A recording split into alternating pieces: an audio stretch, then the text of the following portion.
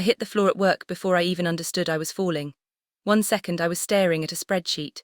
The next, my vision snapped to white and someone screamed my name like it was slipping away. When I woke up, an IV tugging at my arm, a nurse said quietly, "We called your parents, no one's coming." I told myself there had to be a reason, traffic, a missed call, anything. Then I checked my phone. My sister had posted a smiling photo, family day without the drama. Lying there alone, I didn't know. This collapse was only the first crack in everything that was coming next. My name is Marissa, and for most of my life I told myself my family wasn't perfect, but they were still my family. I repeated that line the way some people repeat prayers, hoping it would feel true if I said it enough times.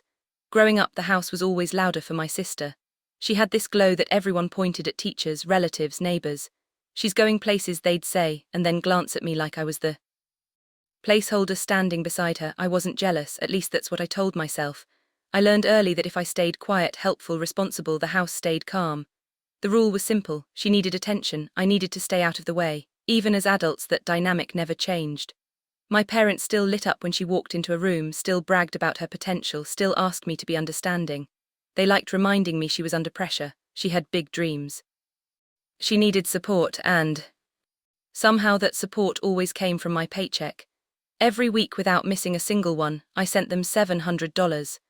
They said it kept them afloat, that it was temporary, that I was saving the family. I believed them because believing them hurt less than admitting the truth. Before I continue the story, tell me first, where did you hear this from? Write it in the comments, because what happens next, most people won't believe. I was the designated helper, the dependable one, the one who didn't get to say no. My apartment reflected that life. Small, dim, bare-boned bills stacked on the table beside reheated leftovers, vitamins I kept forgetting to take, and a cardigan always draped over. Same chair. Some nights I'd sit by the window and watch people walking home with grocery bags or laughing on the sidewalk, and I'd wonder what it felt like to be someone worth coming home to. My job didn't make things easier. Administrative work in a cramped office meant long hours, endless tasks, and the constant pressure to be flawless. I got good at pushing through exhaustion, too good. Most days I ate lunch at my desk, telling myself I'd rest later, but later never came. There was always a spreadsheet, another deadline, another reminder that I was needed by everyone except the people I kept giving everything to. Still, I tried to be hopeful. When my parents didn't call for days, I told myself they were busy. When my sister forgot my birthday again, I laughed it off. When I felt the weight in my chest tighten and my hands tremble while typing, I convinced myself everyone felt that way. But the truth was quieter, heavier, and much harder to look at. I was running on fumes, financially drained, emotionally starved, and still trying to prove I was worth the smallest bit of care. So when I collapsed at work, part of me wasn't even surprised. What surprised me was what came after, what my family chose to do with that moment. And even then, I had no idea the collapse wasn't the breaking point at all. It was just the beginning. When they discharged me from the hospital 2 days later, I walked out slowly, the sunlight feeling almost foreign on my skin. The nurse wished me well, and reminded me gently to rest and avoid stress. I nodded, pretending I had that kind of life. Outside, buses hissed at the curb and people hurried past with iced coffees, unaware I was stepping back into a world that had kept going without me, especially my family. On the ride home, I opened my phone again, staring at my sister's post, the bright filter, the perfect grin, the caption, "Family Day without the drama." It wasn't just a joke. It was a message, a declaration, a reminder of where I stood or where I didn't. I scrolled through the comments, people complimenting her hair, her outfit, her beautiful family. My mother had left a heart emoji. My father had written, "Such a great day." That one hit hardest, a great day, while their daughter lay in a hospital bed with an IV drip and a blood pressure reading that scared the nurse. That night, my parents finally texted, not to ask how I felt, not to check on the fainting or the tests. My mother wrote, "Don't forget the 700 this week. We're counting on you, and don't bring your work stress to us. Your sister has enough on her plate." I stared at the message so long my phone screen dimmed. Not one sentence about the hospital, not even a half-hearted "hope you're okay." Just that same hungry pull, the same expectation that I'd fund their comfort at the expense of my own well-being. I wanted to say no. I wanted to type, "I can't do this anymore," but my fingers froze. Old habits are chains. So I sent the money, even though my hands shook the entire time, even though I felt something inside me tighten like a warning. The following week I returned to work. My co-workers were kind in that awkward, unsure way people are around sickness. One of them, Jenna, pulled me aside. "You scared us." She said, "You hit your desk when you fell. Are you sure you're okay going back to full workload?" I lied. Yeah, I'm fine, just tired, but I wasn't fine. I could feel the exhaustion deep in my bones, stealing hours from my nights and clarity from my days. Smallest tasks felt heavier. The smallest comments hit harder. Every vibration of my phone made me flinch, expecting another demand disguised as a message from home. One morning, a coworker walked past my desk and frowned. "You look pale." I laughed it off, but inside I was unraveling. It felt like I was standing in a room full of smoke, unable to tell where the fire actually was. Then the turning point arrived, not with a dramatic shout but with a quiet observation that cracked open everything. I was grabbing a coffee near my apartment when a familiar face waved me down. Mrs. Turner, my sister's neighbor. She was the kind of woman who knew everyone's business without trying. She tilted her head. "Haven't seen your sister around much lately. Everything all right with the house?" I blinked. "The house," she nodded, lowering her voice. "I thought you'd know. The paperwork issues, the loan, your name came up somewhere on one of the notices. I assumed you were helping her with it, my name on her house." I felt the ground tilt, not like fainting this time, but like a curtain lifting. I walked home in a daze, my heart pounding harder with every step. I dug through old drawers, folders, envelopes, anything that could tie me to something I never agreed to. And slowly, painfully, the truth began to form. It wasn't just that they hadn't shown up at the hospital. It wasn't just the $700. It was something much darker, much older, a pattern, a history of using me without asking, deciding for me without telling me. And now it was catching up to her. I didn't know how deep the betrayal went yet, but I knew this. The collapse had been a warning. What came next would be the breaking point. I didn't sleep that night. I sat on the floor of my apartment, surrounded by piles of old mail payments, bank letters, photocopies, anything I'd kept over the years just to stay organized. I'd always believed being responsible would protect me. But as I spread everything out, a cold thought formed. Responsibility doesn't protect you from people who see it as an invitation to take more. The next morning I called in sick. My voice barely held together as I told my supervisor I needed one more day. She didn't push. She probably heard something in my tone, something brittle. I went straight to my inbox again, searching for anything connected to my sister. There were messages from years back, ones I'd never paid attention to.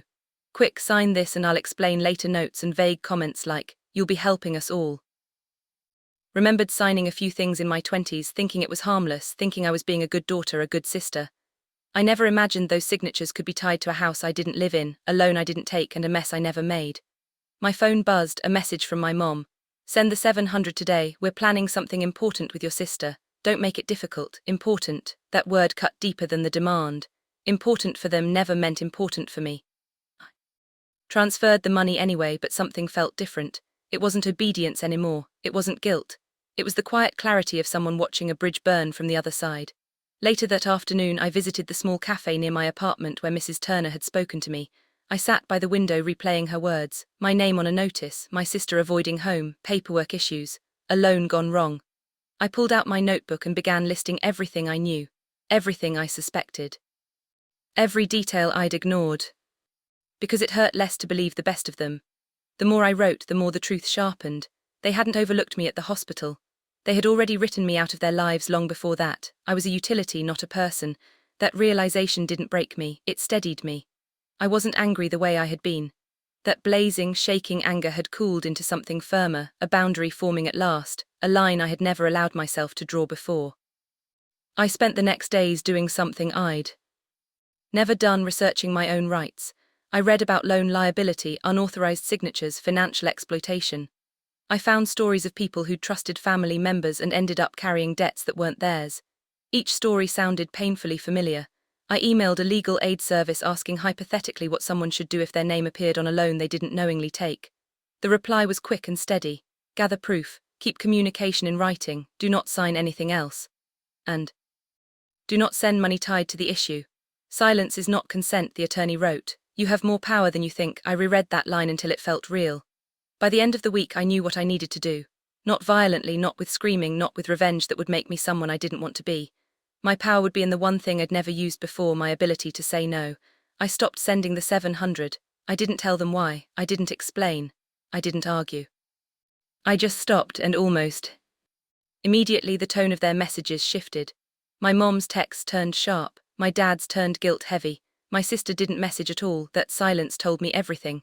Something was falling apart on their end, and for the first time in my life I wasn't the one holding it together. I didn't know what they would do next, but I knew this: whatever storm was coming, I would meet it standing. and for once they would need something from me that I no longer owed. Months passed without the 700. Leaving my account. Every week I didn't send it, my parents' messages got sharper. Did something happen with your job? We raised you, you owe us, your sister is under so much pressure, stop being selfish. I answered the same way every time, I can't send money anymore, I'm focusing on my health. I didn't explain. I wanted them to be the ones who finally said the quiet part out loud. It happened on a heavy, humid Saturday. Someone pounded on my apartment door so hard my shelves rattled. Marissa opened the door, my sister's voice pitched high, threaded with panic. The old version of me would have rushed. This time I set the grocery bag on the counter, took a breath and walked to the door like I wasn't the one on trial. When I opened it, she almost stumbled inside. Her hair was frizzed, mascara smudged under her eyes, she smelled like stale perfume and stress. We need to talk, she snapped, already moving past me into the living room. I closed the door. About what? She whirled around, clutching a bent stack of papers. About the house, about you. You stopped sending the 700. What are you thinking? I already told Mom and Dad. I said I can't keep funding everyone else's life. She barked out an ugly laugh. Because you fainted one time at work. You're not made of glass, Marissa. You scared everyone and you're fine. Get over it. My pulse thudded in my ears. You mean the time the hospital called our parents and no one came? She rolled her eyes. We had plans. You're not the center of everything. No apology, not even a fake one.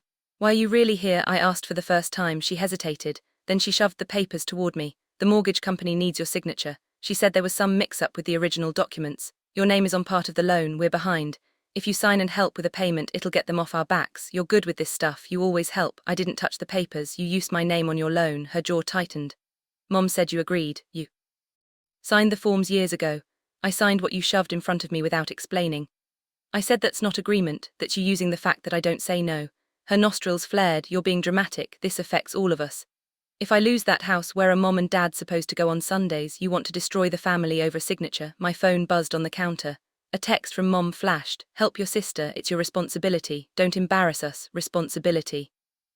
Embarrass, the same words they'd wrapped around my throat for years. I picked up my phone, opened my photos and scrolled back to the day of my collapse. It only took a few swipes to find it.